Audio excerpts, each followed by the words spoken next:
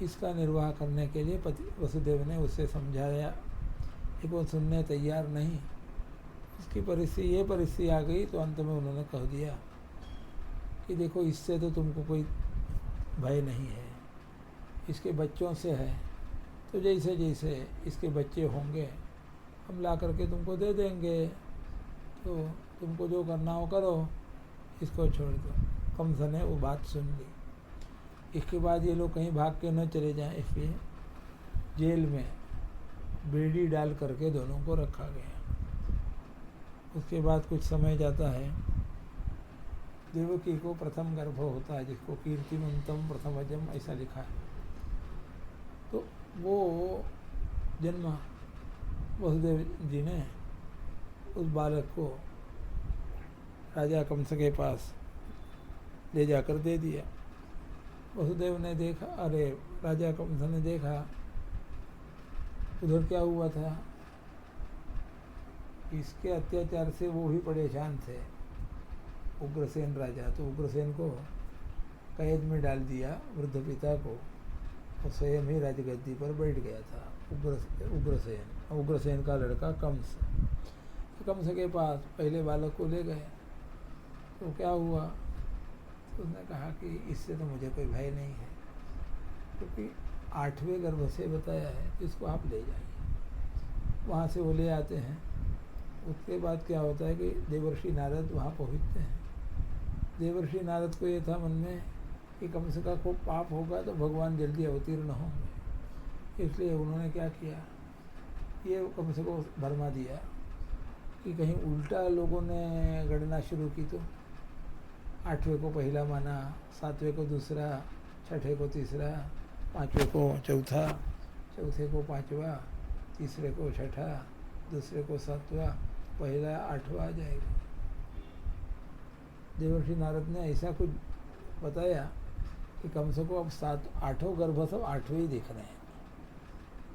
कंस ने विचार किया है तो धोखा हो जाएगा, इसलिए वहाँ से वो आया और उस बालक को लिया, जो पहला बालक जन्मा था, उसको उन्हीं के सामने एक बड़े चट्टान पर मैंने पछाड़ करके मार दिया। उसके बाद देवकी को दूसरा गर्भ हुआ, उसको भी लेकर के कंसा ये वसुदेव जी आते हैं, वो उसी प्रकार उसे मार देता है। इस प्रकार 6 गर्भों की स्थिति हुई। 7वें गर्भ में भगवान शेष नारायण, जो रामावतार में लक्ष्मण रूप में आए थे, वो कृष्णावतार में बलराम के रूप आए थे, तो वे ही थे। तो भगवान ने ये सब में कुछ चमत्कारी को व्यवस्था लगाई थी। भगवान श्री कृष्ण की बहन दुर्गा, इसको योग माया भी कहते हैं, तो उसको उनको आदेश था कि आप जाकर के ये सब व्यवस्था करिए। तो उनका आदेश ये था कि देवकी के पेट में जो गर्भ है 7वां, इसे यहाँ से निकाल करके योग प्रभाव से देवकी रोहिणी के पेट में रखना। योग माया ने ये काम कर दिया, तो इधर ऐसा हो गया कि गर्भ गिर गया, ऐसा ही लोग चिल्लाने लगे, गर्भ का स्राव हो गया। फिर बलराम जी उत्पन्न होते हैं उधर रोहिणी के घर, और उसके बाद 8वें गर्भ के रूप में भगवान श्री कृष्ण स्वयं आते हैं, देवकी के पेट में है। उसमें देवकी बहुत चमकने लगी। इसको देख करके कंस ने निश्चय कर लिया कि मुझे मारने वाला लड़का यही आया है, इसको यही मार दिया जाए। विचार किया, गर्भावस्था में ही उसे मार दिया जाए, जन्म के पहले। फिर विचार करने लगा कि लोग क्या कहेंगे, तो फिर हट गया। फिर प्रतीक्षा करने लगा कि वो कब बालक जन्मे और उसको हम ख़त्म करें।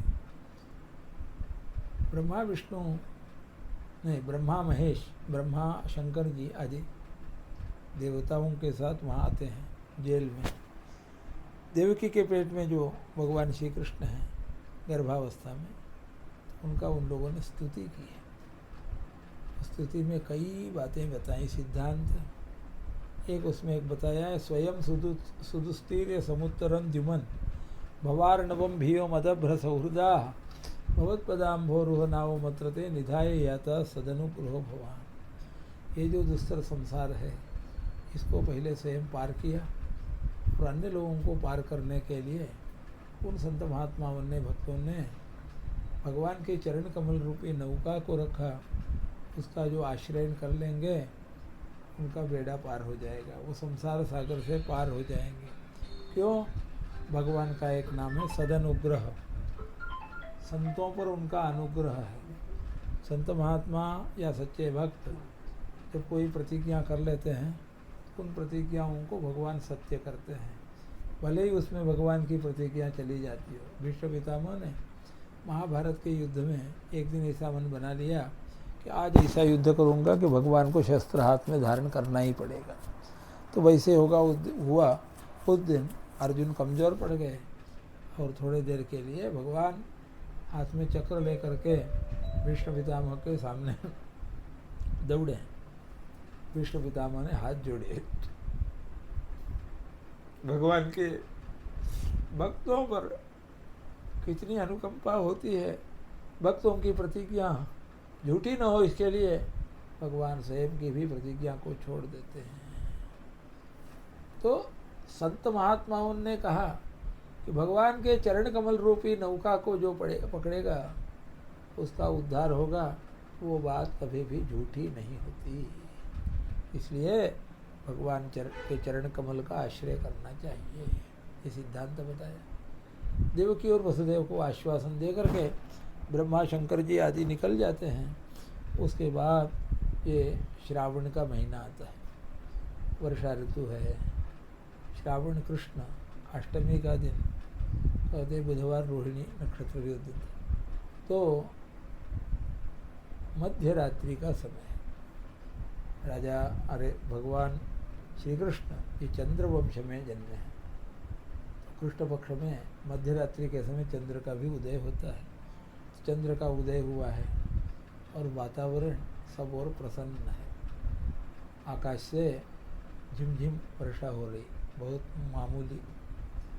और जितने संत महात्मा हैं, सज्जन लोग हैं, उनके मन बहुत प्रसन्न है। ब्राह्मणों के यहाँ जो अग्निहोत्रियों के यहाँ कुंडों में अग्नि जलते थे, ये बहुत सुंदर रूप से जल रहे हैं। इधर उधर अत्यंत मंगल वातावरण है। ऐसे वातावरण के समय भगवान को ये चढ़ाना फूल, कृष्ण को फूल या अक्षता रोरी को चढ़ाना। तो मध्य रात्रि के समय भगवान गोपाल कृष्ण इनका अवतरण हुआ। गोपाल कृष्ण भगवान की जय। इसके बाद घटना कैसे बनती है? तो देवकी का प्रसव शीघ्र ही होने वाला है। इसको देखते हुए कंस ने व्यवस्था की थी कि जैसा जन्मे बालक तो तुरंत खबर मिले। पहरा बहुत कड़ा बंदोबस्त पहरे का रखा था, लेकिन ये सब होते हुए भी योगमाया का ये प्रभाव था। योगमाया स्वयं दुर्गा उधर यशोदा के यहाँ जन्मी थी उसी दिन, और योगमाया ने ऐसा कर दिया कि इन सबको नींद ही लग गई। जितने यहाँ पहरा देते रहे और बहुत जोर की नींद लग गई, कुछ पता ही नहीं चलता। उसी के भीतर भगवान अवतीर्ण होते हैं, गोपाल कृष्ण भगवान। और जैसे अवतीर्ण होते हैं तो उस समय वसुदेव और देवकी के बेड़ियाँ सब हट जाती हैं। वसुदेव और देवकी को उन्होंने 8 वर्ष बालक के रूप में शंख चक्र गदा पद्मधारी रूप में दर्शन दिया है। तो उन्होंने स्तुति की है। और फिर देवकी ने कहा कि आप छोटे रूप में, बालक रूप में आइए। तो बालक बन जाते हैं। देवकी ने उनको अपना दूध पिलाया है। भगवान ने ये आदेश दिया था कि यहाँ से मुझे गोकुल ले चलो, यमुना जी के पार ले चलो और वहाँ नंद बाबा के यहाँ मुझे रख देना, और वहाँ जन्मी है ये योगमाया, उसको लाकर यहाँ ले आना। तो तदनुसार वसुदेव जी को जाना था। स्वयं जेल के सब ताला जिसमें लगा था वो सब दरवाजे भी खुल गए। वसुदेव जी ने एक टोकरी में ये बालक को रखा और कपड़ा से ऊपर से थोड़ा ढका और लेके चले। यमुना जी में बहुत जोर की बाढ़ आई थी। यमुना जी की इच्छा थी कि भगवान श्री कृष्णचंद्र के चरण को पहले हम धोएं। तो बहुत जोर की ये बाढ़ आई। भगवान ने वो जो ये लिया था टोकरी उसके बाहर अपना अंगूठा किया। यमुना जी को भगवान के चरण कमल का स्पर्श हुआ और एकदम बाढ़ खत्म हो गया। जैसे कोई घुटने इतने पानी में निकल जाए या कमर इतने पानी से निकल जाए और पानी एकदम शांत, इस प्रकार हो गया। वसुदेव जी यमुना जी को पार करते हैं और नंद बाबा के यहाँ पहुँचते हैं। वहाँ पर भी वो योग माया का ये प्रभाव है। सबको जोर की नींद लगी है। केवल पशुओं को, मनुष्यों को ही नहीं, पशु पक्षी के कुत्ते इतने सब के सब निद्रावस्था में है। वो यशोदा जी जहाँ थी वहाँ वसुदेव जी जाते हैं, इस बालक को निकालते हैं, वहाँ रखते हैं और वहाँ जो जन्मी बालिका है उसको लेकर के इधर वापस आते हैं। आकर के देवकी को सौंपते हैं। देवकी उसे भी दूध पिलाती है। और इसके बाद क्या होता है कि उसका रोना गाना शुरू होता है और जेल में सब ताले स्वयं लग जाते हैं। वसुदेव और देवकी को भी बेड़ियाँ पहले जैसी लग जाती हैं। अभी बालिका के शब्द को सुन करके सब जो रक्षक थे, पहरा देने वाले, वो सब जग जाते हैं। वो जाकर के तुरंत कंस महाराज को खबर देते हैं कि देवकी को पुत्र हुआ, कन्या हुई है। तो वहाँ से कंस तुरंत आता है और उस बालिका को छीन लेता है और उसको उसी चट्टान पत्थर पर पटकना चाहता है। कि इतने में घटना ऐसी होती है कि हाथ से वो छूट जाती है और सीधे आकाश में चली जाती है। आकाश में अष्टभुजा दुर्गा के रूप में वो दिखती है। वहाँ पर सिद्ध महात्मा लोग उसकी पूजा करते हैं। तो वो कहती है कि कंस को मुझे मार करके क्या होगा, तुमको मारने वाला तो काल कहीं न कहीं जन्म में आ ही चुका है। अब कंस और चक्कर में पड़ता है वो अंत में, और वो बालिका तो चली गई कहीं विंध्याचल में जाकर के विंध्यवासिनी के रूप में स्थापित हो गई। और योग माया ये लिखा है बहुनाम निकेतेषु बहुनामा बभूव। देवियों के जो स्थान हैं उन स्थानों में वही योग माया अनेक अनेक रूप के अवस्थित हो गई। कंस ने फिर क्या किया कि देवकी और वसुदेव से क्षमा मांगी। वहाँ कंस ने एक बात बताया, दैवमप्यनृतं वक्ति नमर्त्या एव केवलम। मनुष्य ही झूठ बोलते, ऐसा नहीं। ये तो घटना ऐसी हुई कि देवता भी झूठ बोलते हैं, ऐसा आ गया। वो उस आकाशवाणी के द्वारा ही देवकी के बच्चों को मारते चला, लेकिन हाथ में कुछ लगा नहीं। अंत में इनसे क्षमा मांगी, इनका वो जेल में जो बेड़ियाँ लगी थी हटा दिया था और गया। उसके बाद सुबह होती है, उधर नंद जी के यहाँ बहुत आनंद होता है। नंद जी के यहाँ भी योग माया का ऐसा चमत्कार था कि माँ यशोदा को ये पता ही नहीं कि मुझे कन्या जन्मी या पुत्र जन्मा, कुछ पता ही नहीं। तो वो यही समझते मुझे लड़का ही जन्मा है। सुबह बहुत उत्सव किया गया है, यहीं आज रखा जाएगा। श्री कृष्ण गोविंद हरे मुरारे, हे नाथ नारायण वासुदेव। श्री कृष्ण गोविंद हरे मुरारे, हे नाथ नारायण वासुदेव।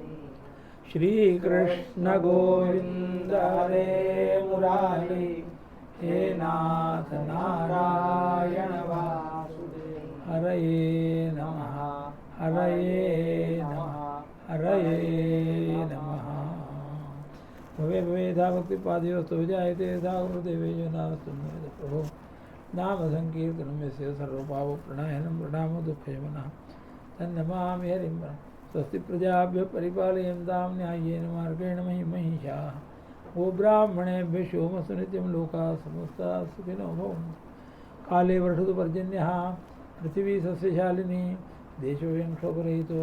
ब्राह्मणाः सन्तु निर्भयाः, अपुत्राः पुत्रिणः सन्तु, पुत्रिणः सन्तु पौत्रिणः, अधनाः सधनाः सन्तु, जीवन्तु शरदामृतं। यदक्षरपदभ्रष्टं मात्राहीनं च यद्भवेत् तत्सर्वं क्षम्यतां देव प्रसीद परमेश्वर। विसर्गबिन्दुमात्राश्च पदपादाक्षराणि च न्यूनानि चातिरिक्तानि क्षमस्व जगदीश्वर। इति विद्यातपो योनिः अयोनिरुष्टुरीडितः, वाग्यज्ञेनार्चितो देवः प्रीयतां मे जनार्दन। कायेन वाचा मनसेन्द्रियैर्वा बुद्ध्यात्मना वा प्रकृते स्वभावः। करोमि यद्यत् सकलं परस्मै नारायणायै समर्पयामि। ओम तत्सत्। श्री कृष्णार्पणमस्तु। अब यहाँ क्या करना है जी? भगवान को आरती करना, भगवान को पंखा जला दो। महोत्सव चलता था, क्योंकि नंद बाबा और यशोदा सबका उपकार करते थे। उनके यहाँ पुत्र नहीं था, तो पुत्र हुआ तो बहुत वो माने आनंद महोत्सव हुआ। तो छठे दिन नंद बाबा इधर आए थे, कम सके यहाँ वार्षिक टैक्स देने। उसमें पूतना गई, पूतना ने अच्छा रूप धारण किया और बच्चे को उठा लिया। दूध पिलाने की दृष्टि से उन्हें मारने के लिए विष रखा था, लेकिन भगवान ने उसका प्राण भी हरण कर लिया, ये भी ले लिया और भगवान फिर बच गए। वो अंत में पूतना गिरती है, बहुत जोर का आवाज़ होता है, बहुत 12-13 किलोमीटर तक का उसका शरीर था। भगवान ने उसका स्तनपान किया था, इसलिए उसके शरीर को जब जलाया गया तो सब जगह सुगंध आने लगा। नंद बाबा आते हैं, वसुदेव जी ने उनको पहले ही कहा था कि नंद गोकुल में उत्पात है, आप जल्दी जाइए। फिर भगवान का ये चला, हर 1 साल तक बच्चे का हर साल सालगिरह करते हैं, वर्धापन दिन करते हैं। तो जब 1 महीना हुआ तो उस दिन इस कार्य में भगवान सब लोग व्यस्त थे। तो भगवान को सुला दिया था यशोदा ने एक बैलगाड़ी के नीचे, और इधर सब लोगों की माने अवभगत में माने आदरातिथ्य में यशोदा जी लगी थी। ये बालक जगह इन्होंने चिल्लाया, लेकिन किसी ने सुना, तो रोने लगे। तो भगवान ने क्रोध में वो जो ये बैलगाड़ी थी उससे पैर से उलट दिया। तो उस पर जो रखा था मिट्टी के बर्तन में सब गिर पड़ा, धड़ाम आवाज़ हुआ, तो लोग गए। तो भगवान को उठाया, वो शांति वगैरह की गई। इसके बाद भगवान बढ़ते चले, फिर ठीकते चलते हैं। उसके बाद पैर से खड़े होके चलते हैं, बहुत उपद्रव करने लगे। ये सब 1 साल के जब हुए उस समय उनको ये तृणावर्त नाम का एक आया था, बड़े जोर की आंधी से तो भगवान को हरण करने लगा। भगवान ने उसके गले को पकड़ लिया और शरीर को वजनदार कर दिया, उसे मार डाला। ये कथा है। यशोदा को अनेक बार भगवान ने विश्वरूप का दर्शन कराया है। भगवान ने कभी किसी फल बेचने वाली के पास से फल खरीदा तो उसके लिए धान ने कुछ दिया। धान घर जाके देती है तो उसका वो पूरा जो टोकरी था वो रत्न से भर गया था। भगवान अनेक प्रकार की लीला करते थे। भगवान जब बड़े हो गए तो उनको बच्चों के गाय के बछड़ों को चारने भेजा जाता था। वो बालक भी उनके साथ जाते थे, अपने बछड़ों को भी साथ लेकर के। किसी समय वत्सासुर के रूप में एक असुर आया था, उसको भगवान ने मारा है। उसके बाद बड़े बगला के रूप में एक असुर आया था, उसने कृष्ण को पकड़ लिया तो भगवान ने अग्नि रूप धारण किया तो उसका शरीर जलने लगा तो छोड़ दिया, फिर चोंच से मारने लगा तो भगवान ने इसके दोनों चोंच को पकड़ के ये कर दिया, फाड़ दिया, मार डाला। ये सब देखा।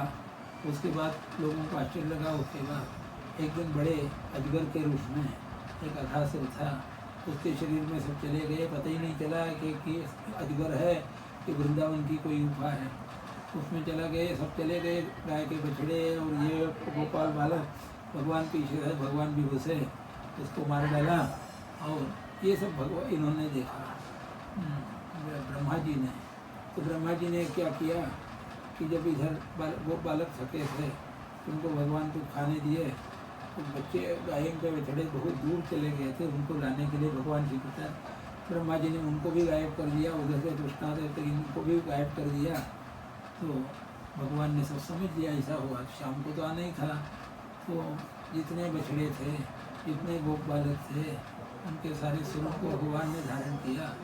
ये चला कितने समय तक, वर्ष पूर्व न होने के 3-4 दिन ही बाकी थे, तब तक चला। ब्रह्मा जी आके देखते हैं तो यहाँ तो सब है। ब्रह्मा जी को भ्रम हो गया कि हमने जो हम जो इन्हें ले गए वो सही है कि ये सही है। उनसे ब्रह्मा जी निश्चित कुछ नहीं कर सके।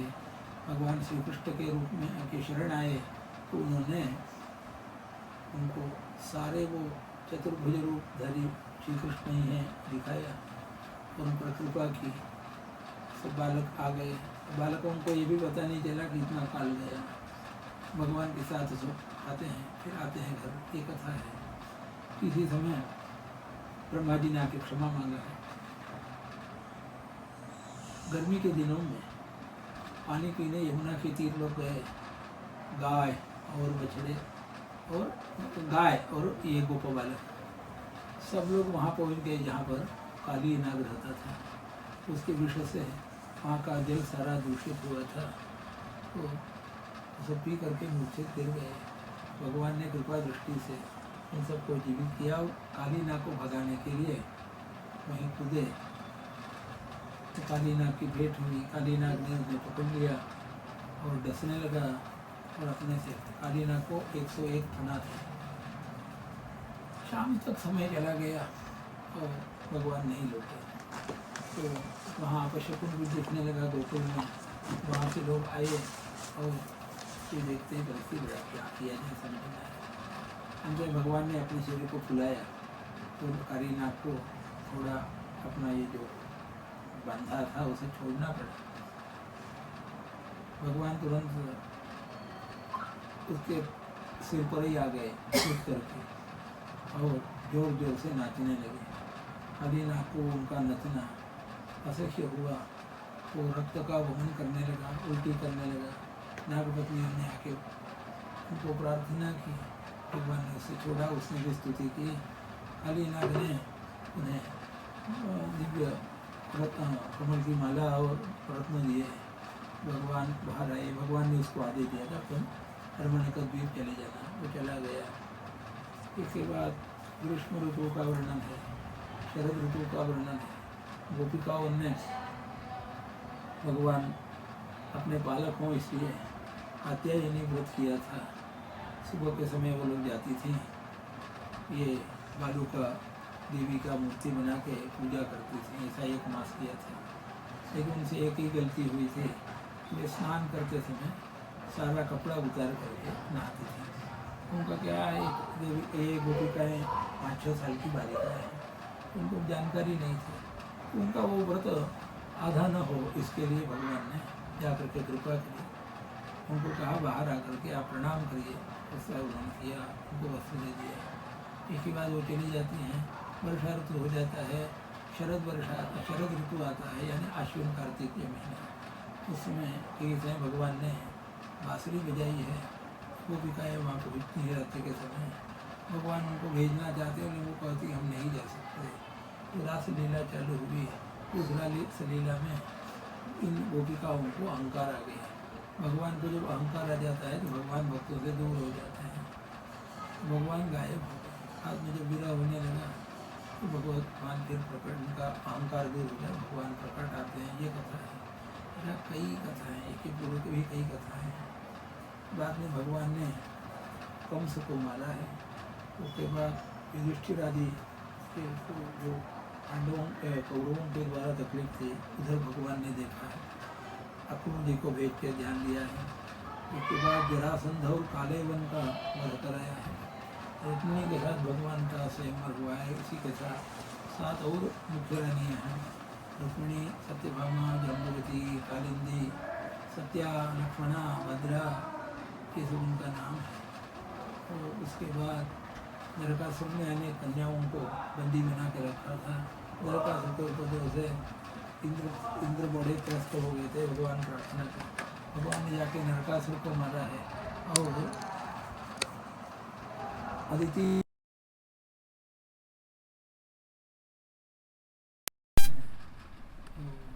उसके बाद तो वहाँ वो जो राजकन्याएँ थी वो 16,100 थी। उन्होंने भगवान से प्रार्थना की, भगवान ने उनके साथ भी शादी की। इस प्रकार भगवान की कुल पत्नी 16,108 हो गई थी। उनका सब महल द्वारका में था। ये द्वारका में भी जाना पड़ा जरासंध प्रकरण से, मथुरा को छोड़ करके, ये भी कथा है।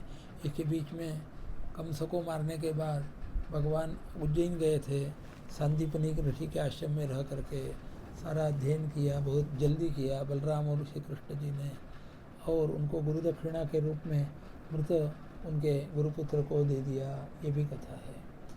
इसके बाद वो इनका मुख्य कथा में एक है, राजसूय यज्ञ युधिष्ठिर का कराया है। कृष्ण जी के एक बहुत सखा थे, मित्र थे, सुदामा, बड़े ज्ञानी थे, विरक्त थे, लेकिन दरिद्रता भी वैसी थी। उनके पत्नी के आग्रह से वे द्वारका आए। भगवान श्री कृष्ण ने उनका चरण धोया, उनको खिलाया पिलाया, लेकिन जैसे आए थे वैसे ही भेजा, कुछ साथ में दिया नहीं। वो सुदामा जी विचार करते हैं भगवान कितने दयालु हैं। हमको उन्होंने विचार किया इस सुदामा को ऐसे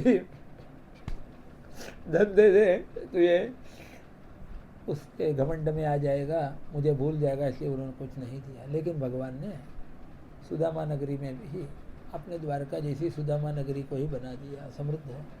सुदामा पहुँचते हैं, सुदामा ने सोचा ये सब जो धन है, ऐश्वर्य है, ये भगवान की ही कृपा से है। तो कहीं भी आसक्ति न रखते हुए भगवान का ही निरंतर भजन ध्यान करते हुए सुदामा ने अपने जीवन काल को पूर्ण किया। ये कथा है। इसी समय कुरुक्षेत्र में सब पधारे थे। सूर्य ग्रहण बहुत बड़ा हुआ था। कुरुक्षेत्र में सूर्य ग्रहण का बहुत महत्व है। सब लोग आए थे, उनकी भेंट हुई, ये सब कथा है। कृष्ण की सब जो रानियाँ थी भगवान के ये सेवा में अपने को धन्य मानते थे।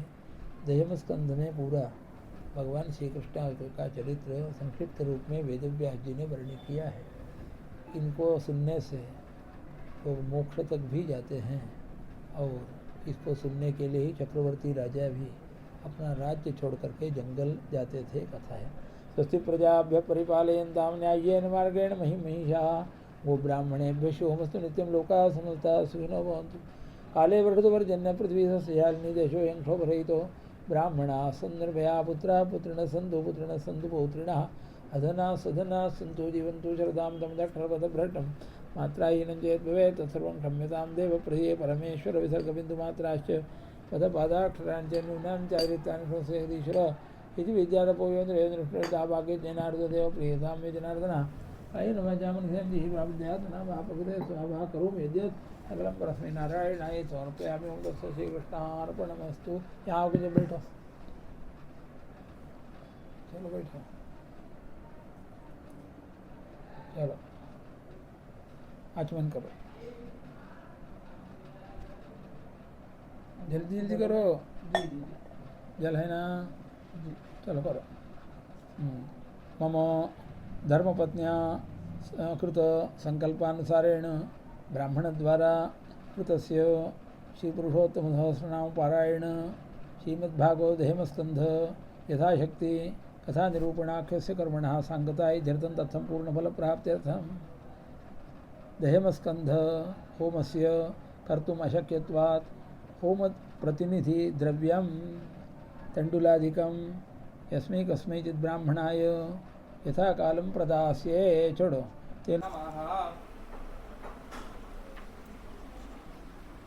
हो गया। अच्छा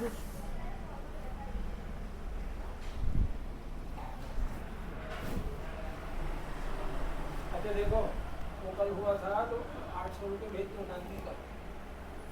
जी, किस दिन को भेज दीजिए? अरे ये सब आपके है ना इष्ट मित्र जी तो भेज दो। जी 200 रुपये दे दो, 8 लोगों को दो, चाहे दो एक ही को 200 एक को दोगे तो 4 लोगों को।